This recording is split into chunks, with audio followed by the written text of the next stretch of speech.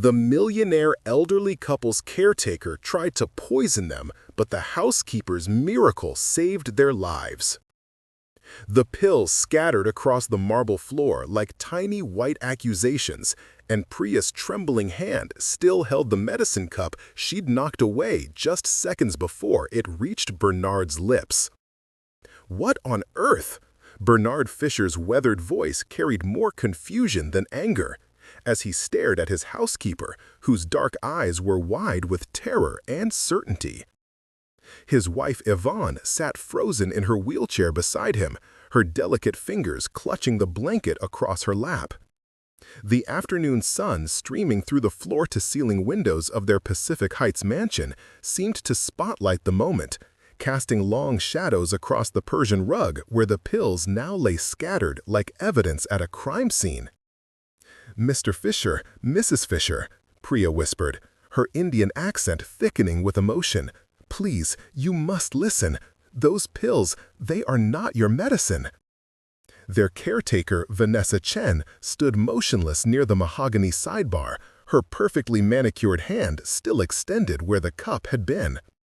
Her expression remained neutral, professionally composed, but something flickered behind her eyes, a calculation, a measurement of the moment. "Priya, this is completely inappropriate," Vanessa said smoothly, her voice carrying the practiced calm of someone who'd spent 5 years caring for the elderly couple. "You're frightening them with these wild accusations." But Priya didn't step back. The 52-year-old housekeeper who'd worked for the Fishers for only 3 months planted her feet more firmly on the imported tile. Her sari's emerald silk seemed to shimmer with her rapid breathing. "I saw you," Priya said, her voice gaining strength. "Yesterday, in the kitchen, you were crushing different pills, mixing them with the real medicine. I saw the bottle you hid in the back of the spice cabinet, the one with no label." The room seemed to contract around those words. Bernard, 83 years old and sharp as ever despite his body's betrayals, turned his steel-gray eyes toward Vanessa. Yvonne's hand found his, their fingers intertwining with the practiced ease of 61 years of marriage. "That's absurd," Vanessa said, but her tone had shifted, harder now, defensive. "This woman has been acting strangely for weeks. I've documented it. Paranoid behavior, making wild claims about the staff, hiding things." "The blue bottle," Priya interrupted, her courage building. "Behind the saffron tin. I can show you right now." Silence fell like a curtain. Outside, San Francisco's fog was beginning its evening crawl over the hills, but inside the mansion, the air itself seemed to hold its breath. Bernard's mind, still sharp despite his failing body, began connecting dots he'd ignored. The increasing drowsiness over the past 6 months, Yvonne's confusion, which her doctors had attributed to her stroke recovery, the way Vanessa had been so insistent about handling all their medications personally, dismissing the previous nurse who'd questioned some of the prescriptions. "Call Dr. Reeves," Bernard said quietly, his voice carrying the authority that had built a pharmaceutical empire. "And Priya, show me this bottle." "Mr. Fisher, you're going to listen to a housekeeper over someone with medical credentials?" Vanessa's mask was cracking now, her voice rising. "I have 5 years of experience with you, 5 years of devoted care, and you'd believe this stranger who's been here 3 months?" 3 months, Bernard repeated softly, long enough to notice what 5 years of familiarity might have made invisible. Yvonne squeezed his hand. Despite the stroke that had stolen some of her words and all of her ability to walk, her mind remained clear in its own way, and her instincts had always been sound. She'd tried to tell Bernard something was wrong, but the words wouldn't form properly, and he'd attributed her distress to her condition. Now, looking at Vanessa's face, Yvonne saw what Priya must have seen, something cold behind the professional warmth, something calculating beneath the smile. "The bottle," Bernard said again. "Now." Priya moved quickly, as if afraid her courage might evaporate. She crossed the great room toward the kitchen, her footsteps echoing on the hardwood between the rugs. Vanessa remained still, her face now carefully blank, revealing nothing. But when Priya disappeared into the kitchen, Vanessa moved. Not toward the door or in retreat, but toward the sidebar where she'd left her bag. Her hand slipped inside with practiced ease. "Don't," Bernard said sharply. At 83, he might need a cane to walk and pills to keep his heart steady, but his voice could still command a boardroom or stop a con artist in her tracks. Vanessa froze, her hand still in the bag. "I'm just getting my phone to call the agency. This is clearly a misunderstanding that requires professional mediation." "Your hand is welcome to leave that bag empty," Bernard said. "Otherwise, I'll assume you're reaching for something that would make this situation considerably worse for you." The standoff lasted only seconds before Priya returned, holding a small blue bottle with no label. She unscrewed the cap with shaking hands and poured several pills into her palm. They looked similar to Bernard's blood pressure medication, the same size, almost the same shade, but not quite identical. "These were mixed in with your real pills," Priya said. "I saw her do it yesterday morning. I didn't know what to do, who to tell. I was afraid I was wrong, that I'd lose my job, that no one would believe me. But this afternoon, when I saw her preparing your evening dose, I knew I had to act." Bernard looked at the pills in Priya's hand, then at his own daily medication organizer on the side table. How many of these had he already taken? How many had Yvonne consumed? "Vanessa," he said quietly, "I think you should sit down." "I'm calling my lawyer," Vanessa replied, her hand finally emerging from the bag with her phone. "You're welcome to do that," Bernard agreed, "right after you explain what these pills are and why they were hidden in my kitchen." "I don't have to explain anything to you. This is harassment. That woman is clearly unstable." "That woman," Yvonne said suddenly, the words struggling out but clear enough, "saved our lives." The simple statement, so difficult for Yvonne to produce, landed like a verdict. Bernard felt his heart, his compromised, medication-dependent heart, skip with a mixture of rage and fear and gratitude. "Priya," he said, "please call 911. Tell them we need police and paramedics. Tell them we may have been poisoned." "You're being ridiculous," Vanessa snapped, but she'd taken a step backward. "Those are probably just supplements I bought for myself. Or maybe they're old pills that got mixed up." "Hidden behind the saffron tin," Bernard said softly, "in a house where you've insisted on complete control over all medications for 6 months. The same 6 months during which both my wife and I have experienced increasing symptoms our doctors couldn't quite explain." The fear in Vanessa's eyes confirmed what his mind had already concluded. This wasn't a mistake or a misunderstanding. This was attempted murder, slow and methodical, disguised as devoted care. Priya had her phone out, dialing with trembling fingers.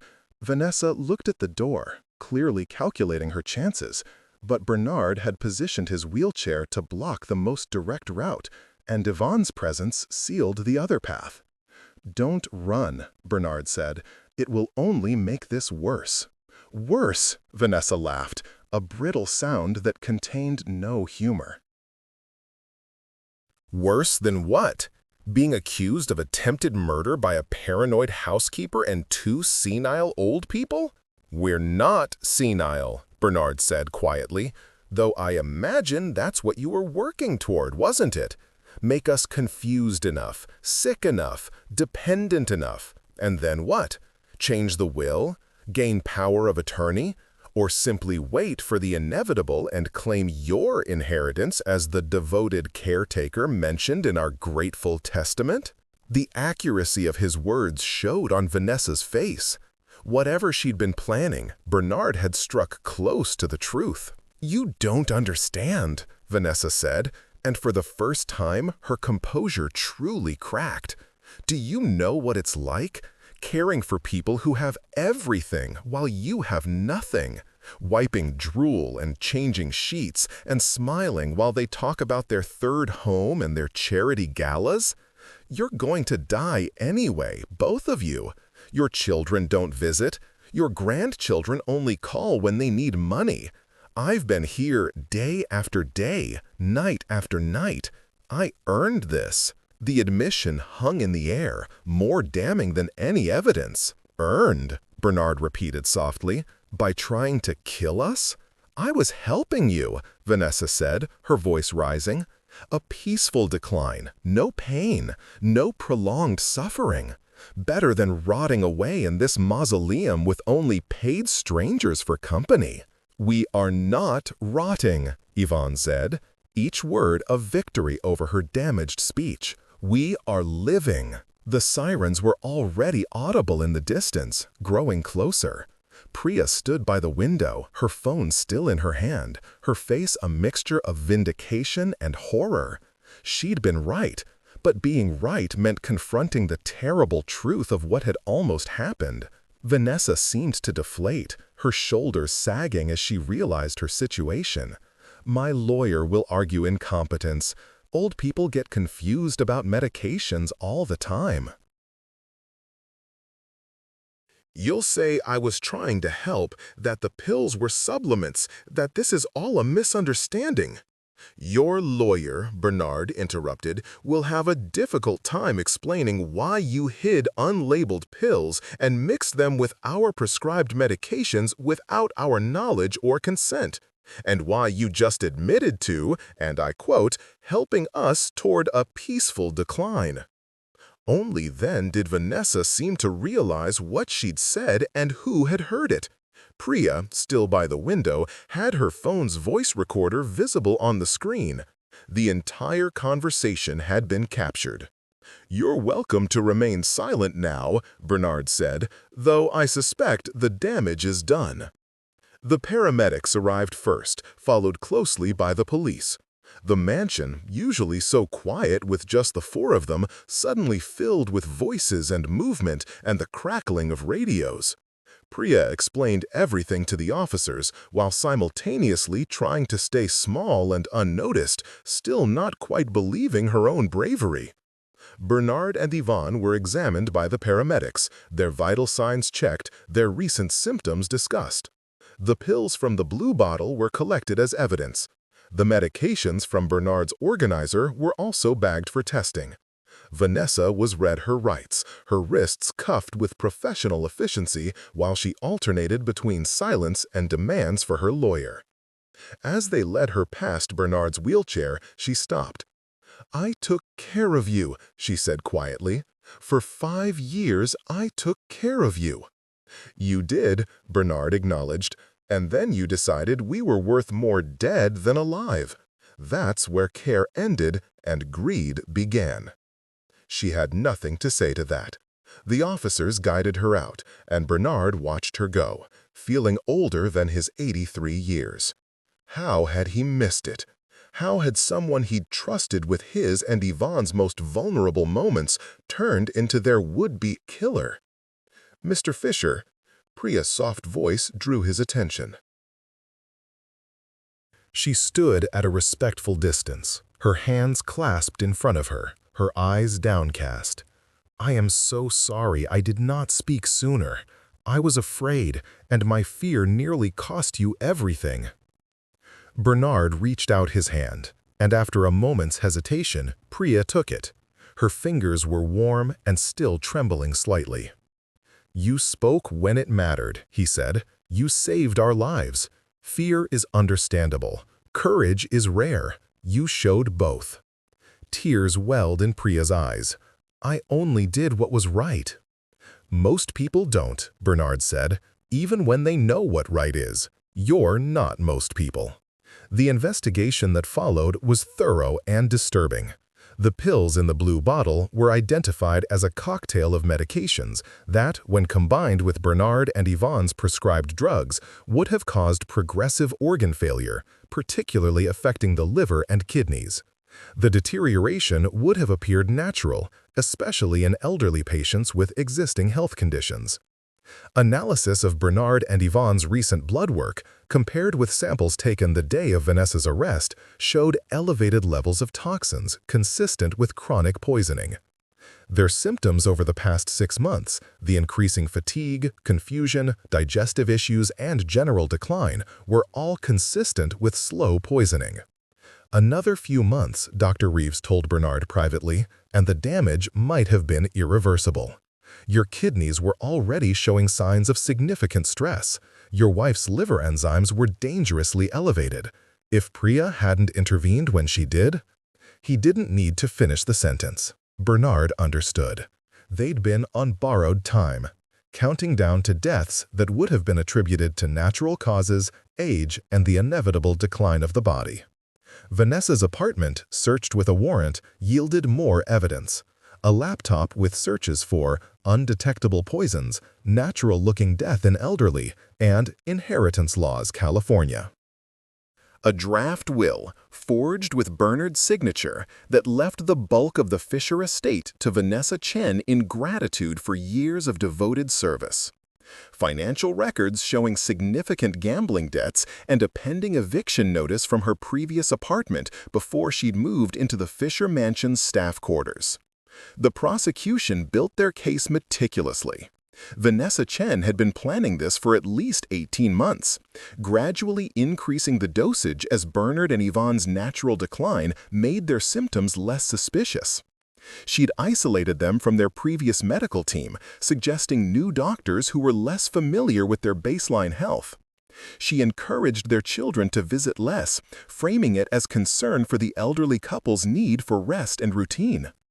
It was a nearly perfect crime, except for one thing she hadn't accounted for: Priya's watchful eyes and brave heart. The trial was 6 months later. Bernard and Yvonne attended every day they were able, Bernard in his wheelchair, Yvonne in hers, sitting side by side as they'd sat through 61 years of marriage, through business triumphs and family losses, through health and sickness, and now through the trial of the woman who'd tried to kill them. Priya testified on the 3rd day. She wore her finest sari, deep blue silk with gold embroidery, and she spoke in a clear voice that only trembled when she described the moment she'd knocked the medicine cup from Vanessa's hand. "I saw death in those pills," she said simply, "and I saw life in Mr. and Mrs. Fisher's eyes. I could not let one extinguish the other." The defense tried to paint her as a confused immigrant, intimidated by authority, misunderstanding American medical practices. But the evidence was overwhelming, and Priya's testimony was just one thread in a tapestry of damning facts. Vanessa Chen was convicted on 2 counts of attempted murder and multiple counts of fraud, forgery, and elder abuse. The judge, in pronouncing sentence, noted the particular cruelty of betraying trust while caring for vulnerable people. "You were given the sacred responsibility of caring for those who could not fully care for themselves," the judge said. "Instead of honoring that trust, you weaponized it." The sentence of this court is 30 years to life in state prison. Vanessa showed no emotion as she was led away. But as she passed the row where the Fishers sat, she glanced at them once, and Bernard saw in her eyes something that might have been regret, or might have just been anger at being caught. Wait, before their fate changes forever. If this story of love and danger has already captivated you, comment which character intrigues you the most. To make sure you don't miss any unexpected twists, subscribe and join our storytelling community. The most intense chapter is about to begin. Now, back to the plot. The aftermath was complex and emotional. Bernard and Yvonne spent weeks in medical treatment, carefully detoxifying from the poisons that had accumulated in their systems, rebuilding their strength, recalibrating their medications. The process was slow and often painful, but they were alive, and that was more than they'd had any right to expect 6 months ago. Their children, 3 successful adults scattered across the country, busy with their own lives, descended on the mansion with guilt and concern in equal measure. They hadn't known, they insisted. They'd trusted Vanessa. She'd seemed so professional, so devoted. She was, Bernard said to his eldest daughter, Marina, as they sat in the garden one afternoon. That's what made her dangerous. The best con artists are the ones who are genuinely good at their cover identity. Vanessa was an excellent caretaker, right up until she decided we were worth more dead. Marina wiped tears from her eyes. I should have visited more. I should have noticed something was wrong. You had your life to live, Bernard said gently. We never wanted to be a burden. You're not a burden, Dad. You're our father. You and Mom deserve better than what we gave you. It was a conversation repeated with variations among all three children.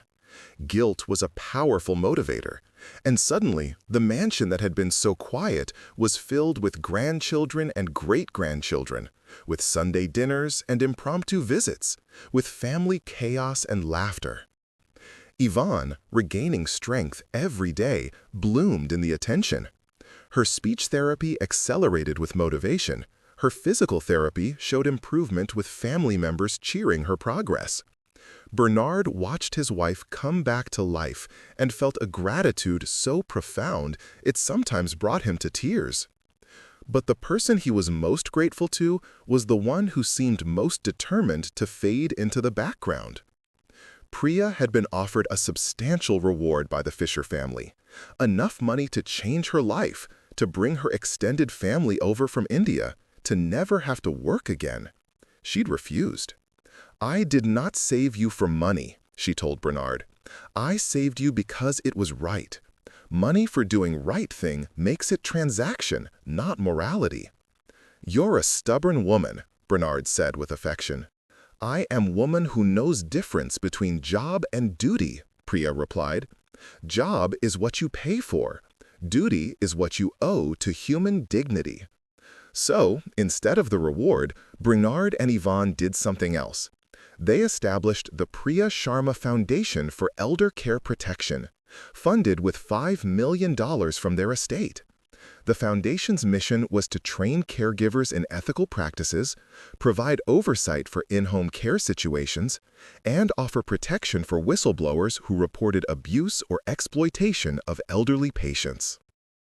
Priya was named the foundation's executive director, a position she initially protested but eventually accepted when Bernard pointed out that her experience made her uniquely qualified to prevent others from suffering what the Fishers had endured. You've already saved 2 lives, he told her. Now you can save thousands. The foundation grew quickly, drawing attention from media and medical communities alike. Priya's story became a rallying cry for better protections for vulnerable elderly people, for more rigorous oversight of in-home caregivers, for systems that made it easier to report concerns without fear of retaliation. She hired a team of social workers, medical ethicists, and legal experts. They developed training protocols, screening procedures, and support networks. Within 2 years, the Priya Sharma Foundation was operating in 7 states, and legislation inspired by their work was being considered in Congress. Bernard and Yvonne remained actively involved, lending their names and resources to the cause. Their near-death experience had given them a renewed sense of purpose. The pharmaceutical empire Bernard had built over his lifetime continued to thrive under professional management. But his passion now lay in ensuring that other elderly people wouldn't suffer the betrayal they'd endured. You know what's funny, Bernard said to Yvonne one evening as they sat in their garden watching the sunset paint the San Francisco sky in shades of orange and gold. Vanessa was right about one thing. We were just existing before, going through the motions, waiting for the end in our comfortable prison of wealth and isolation. Yvonne squeezed his hand, her grip stronger now than it had been in years. Now living, she said, the words clearer each day. Now living, Bernard agreed, because someone cared enough to risk everything to save 2 strangers. Their relationship with Priya had evolved into something beyond employer and employee, beyond gratitude and duty. She was family now, invited to every gathering, consulted on every major decision, beloved by the grandchildren who called her Auntie Priya and sought her out for advice and comfort. She'd moved her elderly mother from India to San Francisco into a comfortable apartment near the Fisher Mansion. Mrs. Sharma, a tiny woman with steel gray hair and her daughter's sharp eyes, became fast friends with Yvonne, the two elderly women bonding over tea and their shared experience of strong daughters. "You're Priya," Mrs. Sharma said to Yvonne one afternoon in her careful English. "She has always had the courage of her convictions. Even as a little girl in Mumbai, she would stand up to bullies twice her size. I used to worry it would get her killed. Instead, it saved lives." "Blessed are the brave," Yvonne said, her speech still halting, but her meaning clear. Mrs. Sharma nodded. "And blessed are those who recognize bravery when they see it. You and your husband, you did not dismiss my daughter. You listened. That is its own kind of courage." It was true. Bernard had reflected on this many times. How easy it would have been to side with Vanessa, the familiar caretaker, over Priya, the newer employee. How natural to dismiss the accusations as confusion or malice. The fact that he'd listened, that he'd investigated rather than rejected, had saved both their lives. Trust was a complicated thing. Vanessa had earned it over 5 years, then betrayed it over 6 months. Priya had earned it in one brave moment and had spent every day since proving herself worthy of it. The foundation continued to grow. They received calls daily from families with concerns about caregivers, from caregivers with concerns about working conditions, from elderly people who felt isolated and vulnerable. Each call was taken seriously, investigated thoroughly, addressed with compassion and rigor. Some cases were simple misunderstandings. Others revealed exploitation, abuse, theft. The worst cases uncovered situations similar to the Fishers: slow poisoning, financial manipulation, emotional abuse disguised as care. Each time they intervened successfully, Priya felt the weight of purpose. This was why she'd been in that kitchen at that moment. This was why she'd found the courage to act. "Sometimes I still have nightmares," Priya confessed to Bernard one day as they reviewed foundation cases. "I dreamed that I said nothing, that I was too afraid, that I watched you take those pills and did nothing to stop it." "But you didn't do nothing," Bernard reminded her. "You did everything that mattered." "Only barely," Priya said. "If I had waited one more day, found my courage one day later—" "But you didn't," Bernard interrupted gently. "You found it exactly when it was needed. That's not luck, Priya. That's character." 3 years after Vanessa's conviction, Bernard and Yvonne stood together, actually stood, with canes and determination, at a podium in Washington, D.C. The Elder Care Protection Act, legislation inspired by their experience and shaped by the Foundation's research, had just passed both houses of Congress. The law mandated better screening for infant caregivers, required regular independent medical reviews for elderly people receiving long-term care, established stronger penalties for elder abuse, and provided protections for whistleblowers who reported concerns. "This law is named for someone who isn't here today," Bernard said into the microphone, his voice still strong at 86. Priya Sharma declined to have her name on this legislation. She said it should be about the work, not the person. But I'm going to say it anyway, because truth matters. This law exists because one woman had the courage to see evil disguised as care and the bravery to stand against it. Priya Sharma saved our lives. Now this law will save countless others. The applause was thunderous. Priya, sitting in the front row, wiped tears from her eyes and smiled even as she shook her head at Bernard's insistence on naming her. Yvonne, standing beside her husband with one hand on her cane and the other in his, leaned toward the microphone.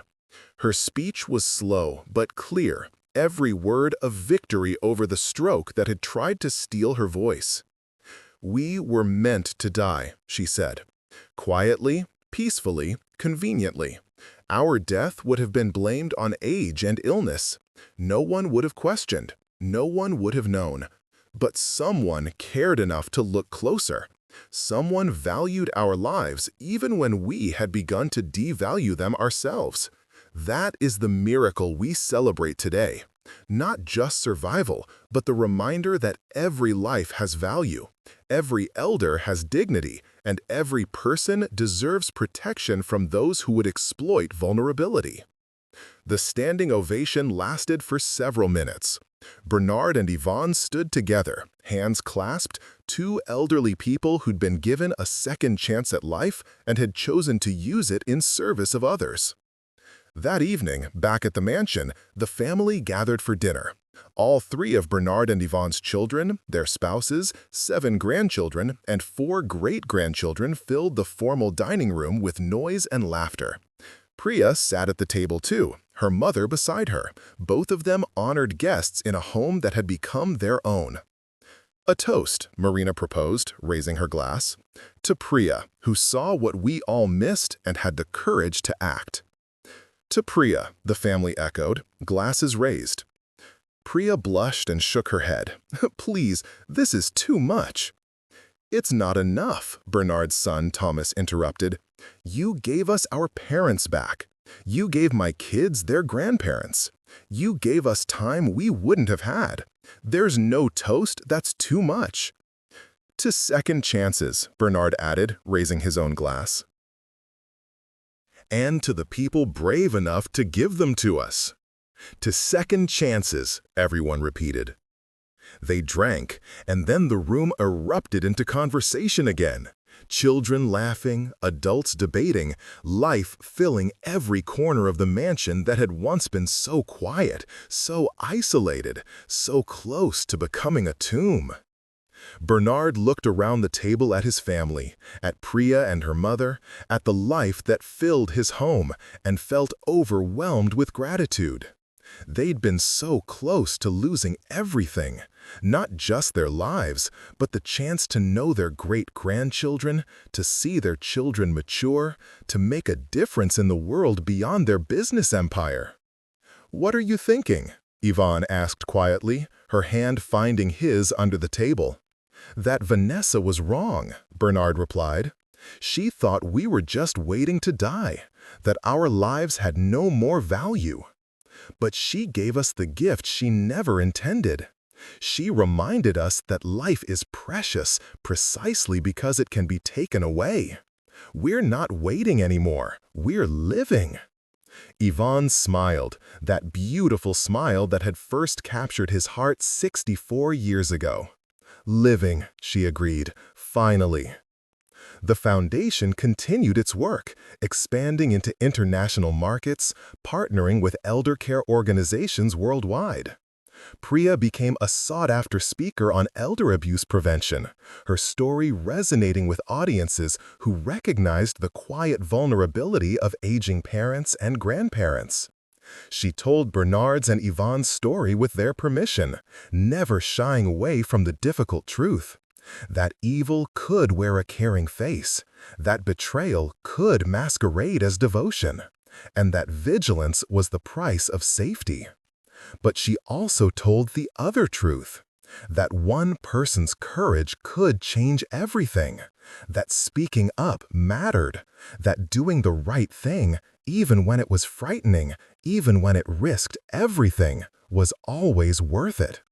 "I was terrified," she told audiences. "My hands shook, my voice trembled. I thought I might lose my job, my reputation, my place in this country.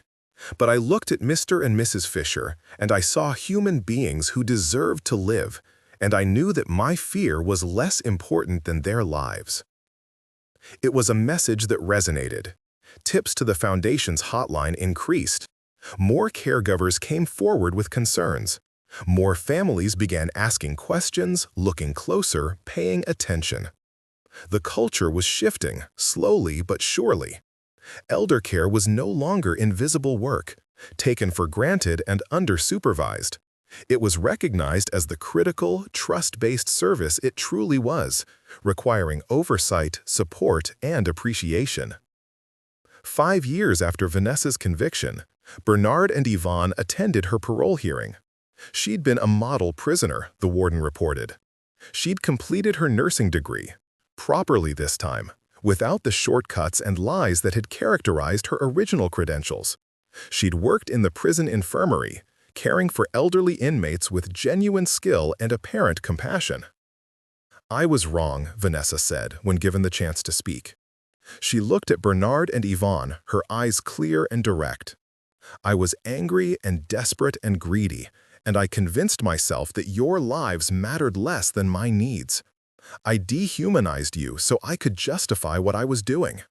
It's the worst thing I've ever done, and I will spend the rest of my life atoning for it." "Do you expect forgiveness?" Yvonne asked, her voice steady. "No," Vanessa said simply. "I don't deserve it. I'm asking for parole because I believe I can do more good outside than inside. I want to work in elder care again, under supervision, using my real skills to actually help people instead of exploiting them. But I'll understand if you oppose this. I tried to kill you. Forgiveness isn't required." Bernard and Yvonne had discussed this moment many times. They'd debated, prayed, consulted with their children and with Priya. The decision had been difficult and deeply personal. "We don't oppose your parole," Bernard said finally, "but we have conditions." Vanessa waited, saying nothing. "You'll work for the foundation," Bernard continued, "under strict supervision, with regular evaluations, with complete transparency about your past. You'll train new caregivers in ethics, teaching them what you learned the hard way about the temptations of the role and the importance of integrity. You'll be a living example of what happens when trust is betrayed and what redemption can look like when someone truly tries to change." Vanessa's eyes widened. "You'd trust me to work for your foundation?" "Trust is earned," Yvonne said. "You will earn it again, or you will fail again. But we believe in second chances, because we were given one ourselves." The parole board, moved by the victim's willingness to offer redemption, granted Vanessa's request with strict conditions. She was released 6 months later, her ankle monitor a constant reminder of her status, her parole officer a regular presence in her life. True to their word, the Fishers hired her to work at the foundation. She started in the most supervised position possible, assisting with training programs, sharing her story with new caregivers as a cautionary tale. "I'm the person you must never become," she told them in her first training session, her voice carrying the weight of genuine remorse. "I let greed and resentment poison my judgment. I betrayed people who trusted me. I became the monster that elder care regulations are designed to prevent. Learn from my mistakes. Choose differently."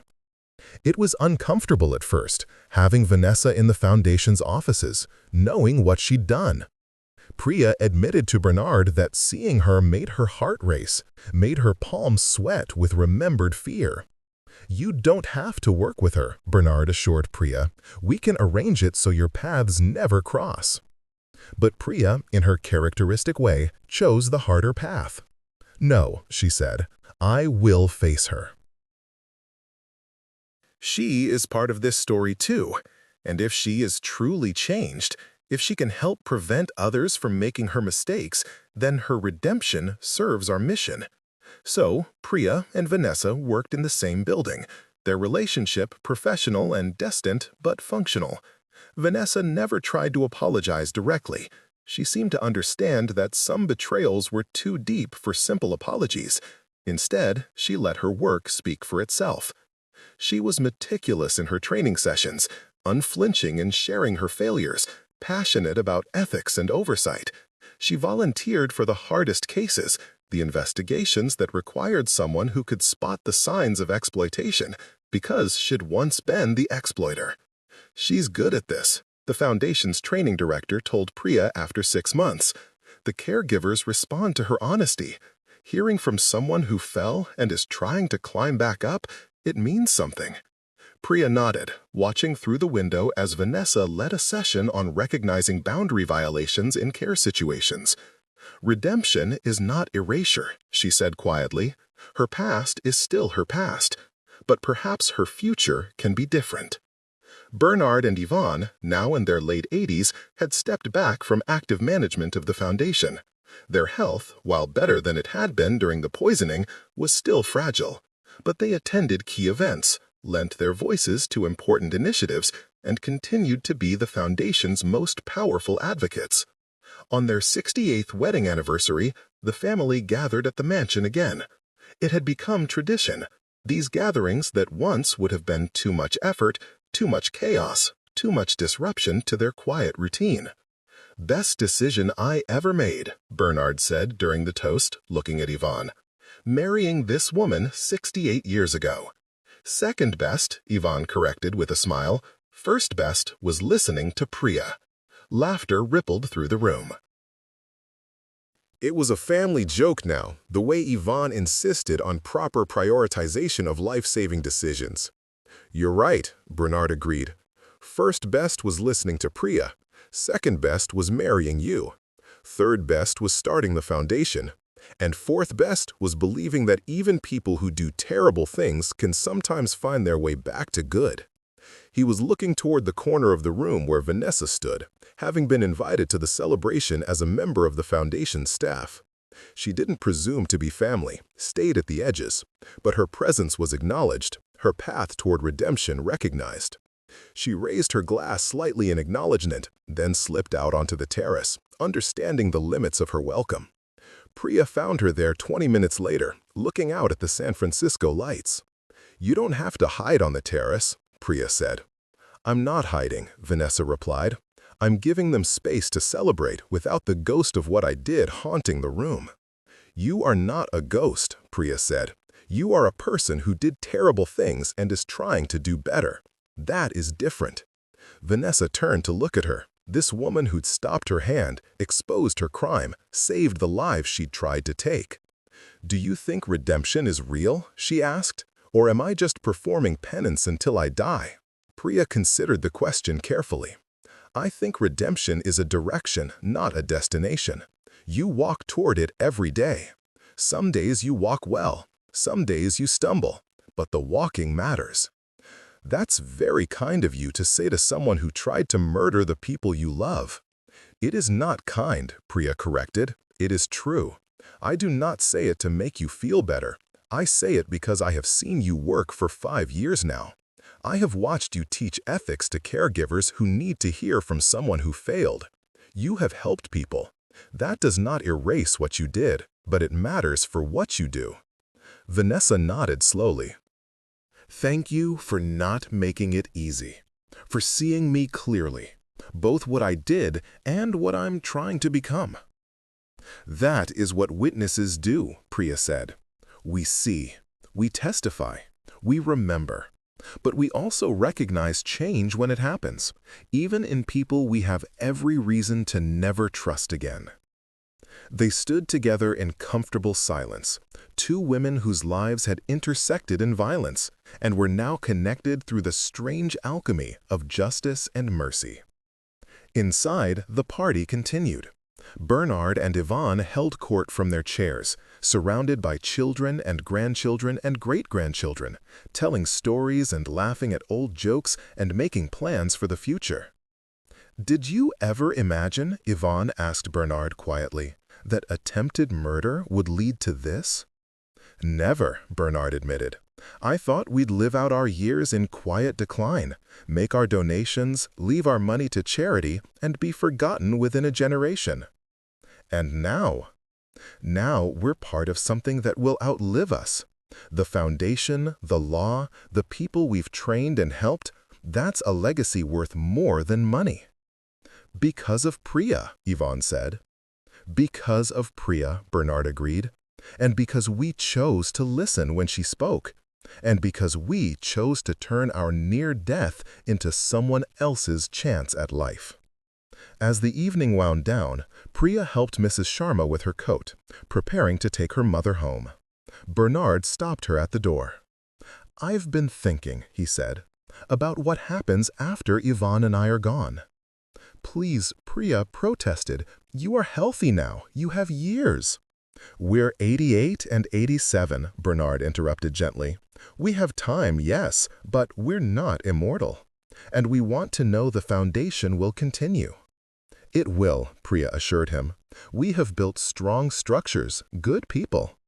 We want you to be the foundation's president emeritus when we're gone," Bernard said, "with full authority over its direction and mission. The board will remain, the staff will continue, but you will be the guiding spirit of this work. You will be the reminder of why it matters." Priya's eyes filled with tears. "I cannot. That is too much." "It's exactly right," Yvonne said, joining them at the door. "You saved our lives. Now help us save others, even after we're gone." "I am just a housekeeper who did the right thing," Priya whispered. "You're the woman who had the courage to act when action mattered," Bernard corrected. "You're the person we trust to carry this forward. Please, let our death someday mean something because of the life's work you'll continue." Priya looked at Mrs. Sharma, who nodded encouragement. "You are meant for this," her mother said in Hindi. "Accept the blessing." So Priya, through tears, agreed. And Bernard and Yvonne, hands clasped, smiled at the knowledge that their legacy would be in good hands. The years that followed were rich and full. The foundation expanded to 23 countries. The Elder Care Protection Act was strengthened and extended. Thousands of caregivers were trained, hundreds of exploitation cases were prevented or stopped, and countless elderly people were protected from the fate Bernard and Yvonne had narrowly escaped. Bernard Fisher passed away peacefully at 92, surrounded by family, his mind clear and his heart full. Yvonne followed him 6 months later, as if she'd been waiting just long enough to ensure all the details were settled. Their funeral was attended by hundreds, family, foundation staff, politicians who'd supported their cause, elderly people whose lives had been saved by the systems the Fishers had helped create. But Priya's eulogy was the one that mattered most. Standing at the podium, looking out at the crowd, she spoke from the heart. Bernard and Yvonne Fisher were given a terrible gift, she said. They were shown evil in their own home, betrayal from someone they trusted. They could have responded with bitterness, with fear, with isolation. Instead, they chose to transform their trauma into protection for others. They took the worst moment of their lives and made it the beginning of their greatest work. She paused, composing herself. "I knocked a cup from a killer's hand, and that single action changed everything. But Bernard and Yvonne, they chose to make it mean something. They chose to build something that would outlast them. And that is the miracle I will remember. Not just that they survived, but what they did with their survival." The foundation continued under Priya's leadership, stronger than ever. Vanessa stayed on staff, her redemption incomplete but genuine, her contribution valuable despite her past.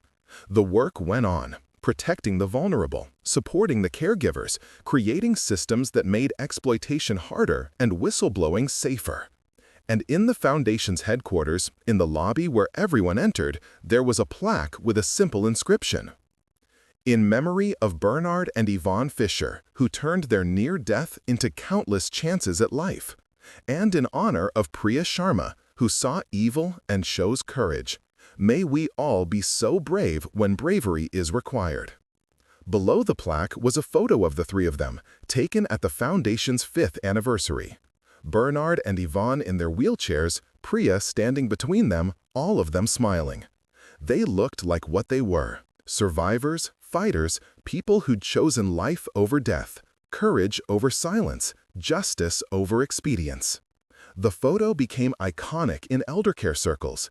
It was printed in training manuals, shared in presentations, used as inspiration for people facing their own difficult choices. And sometimes, late at night, when Priya was alone in the office, she'd stop and look at that photo and remember the day her hands shook as she knocked away that medicine cup, the day her courage overcame her fear, the day she saved 2 lives and, unknowingly, began saving thousands more. "Thank you for listening," she'd whisper to Bernard's image. "Thank you for believing me when it would have been easier not to." The work continued, the mission expanded, the legacy lived on. And in homes across the world, elderly people slept safely because someone once had the courage to see evil and the bravery to stand against it. That was the miracle Priya Sharma gave the world, not just 2 saved lives, but the reminder that one person's courage, exercised at exactly the right moment, could change everything. The foundation she led would protect millions over the decades to come, but it all started with one housekeeper, one blue bottle hidden behind a saffron tin, and one split-second decision to act when action mattered most. That was the real inheritance Bernard and Yvonne left behind, not their fortune, not their mansion, but the proof that even from the edge of death, life could bloom again, stronger and more purposeful than before. And that legacy, built on courage and truth and the refusal to let evil go unchallenged, would endure long after everyone who'd lived this story had passed into memory. Because some acts of bravery echo through generations. And Priya's bravery, that single moment when fear gave way to action, echoed still. Priya looked at Mrs. Sharma, who nodded encouragement. "You are meant for this," her mother said in Hindi. "Accept the blessing." So Priya, through tears, agreed, and Bernard and Yvonne, hands clasped, smiled at the knowledge that their legacy would be in good hands. The years that followed were rich and full. The foundation expanded to 23 countries. The Elder Care Protection Act was strengthened and extended. Thousands of caregivers were trained. Hundreds of exploitation cases were prevented or stopped, and countless elderly people were protected from the fate Bernard and Yvonne had narrowly escaped. Bernard Fisher passed away peacefully at 92, surrounded by family, his mind clear and his heart full.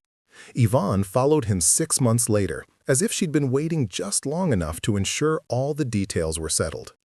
Their funeral was attended by hundreds, family, foundation staff, politicians who'd supported their cause, elderly people whose lives had been saved by the systems the Fishers had helped create. But Priya's eulogy was the one that mattered most. Standing at the podium, looking out at the crowd, she spoke from the heart. "Bernard and Yvonne Fisher were given a terrible gift," she said. "They were shown evil in their own home, betrayal from someone they trusted. They could have responded with bitterness, with fear, with isolation. Instead, they chose to transform their trauma into protection for others. They took the worst moment of their lives and made it the beginning of their greatest work." She paused, composing herself. "I knocked a cup from a killer's hand, and that single action changed everything. But Bernard and Yvonne, they chose to make it mean something. They chose to build something that would outlast them. And that is the miracle I will remember. Not just that they survived, but what they did with their survival." The foundation continued under Priya's leadership, stronger than ever. Vanessa stayed on staff, her redemption incomplete but genuine, her contribution valuable despite her past. The work went on, protecting the vulnerable, supporting the caregivers, creating systems that made exploitation harder and whistleblowing safer. And in the Foundation's headquarters, in the lobby where everyone entered, there was a plaque with a simple inscription. "In memory of Bernard and Yvonne Fisher, who turned their near death into countless chances at life. And in honor of Priya Sharma, who saw evil and chose courage. May we all be so brave when bravery is required." Below the plaque was a photo of the 3 of them, taken at the Foundation's 5th anniversary. Bernard and Yvonne in their wheelchairs, Priya standing between them, all of them smiling. They looked like what they were: survivors, fighters, people who'd chosen life over death, courage over silence, justice over expedience. The photo became iconic in elder care circles. It was printed in training manuals, shared in presentations, used as inspiration for people facing their own difficult choices. And sometimes, late at night, when Priya was alone in the office, she'd stop and look at that photo and remember the day her hands shook as she knocked away that medicine cup. The day her courage overcame her fear. The day she saved 2 lives and, unknowingly, began saving thousands more. "Thank you for listening," she'd whisper to Bernard's image. "Thank you for believing me when it would have been easier not to." The work continued, the mission expanded, the legacy lived on. And in homes across the world, elderly people slept safely because someone once had the courage to see evil and the bravery to stand against it. That was the miracle Priya Sharma gave the world. Not just 2 saved lives, but the reminder that one person's courage, exercised at exactly the right moment, could change everything. The foundation she led would protect millions over the decades to come. But it all started with one housekeeper, one blue bottle hidden behind a saffron tin, and one split-second decision to act when action mattered most. That was the real inheritance Bernard and Yvonne left behind. Not their fortune, not their mansion, but the proof that even from the edge of death, life could bloom again, stronger and more purposeful than before. And that legacy, built on courage and truth and the refusal to let evil go unchallenged, would endure long after everyone who'd lived this story had passed into memory. Because some acts of bravery echo through generations. And Priya's bravery, that single moment when fear gave way to action, echoed still.